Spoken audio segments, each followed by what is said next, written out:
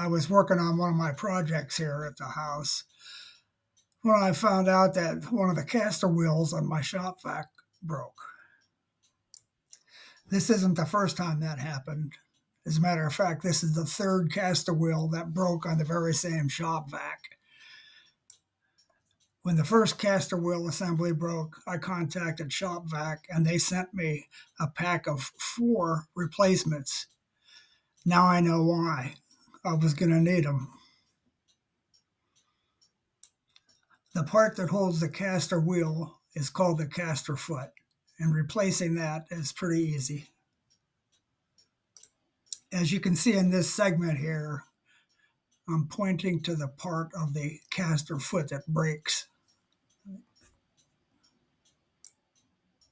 Once you have the old caster foot removed, you place the new one on, and I use a rubber mallet to seat it.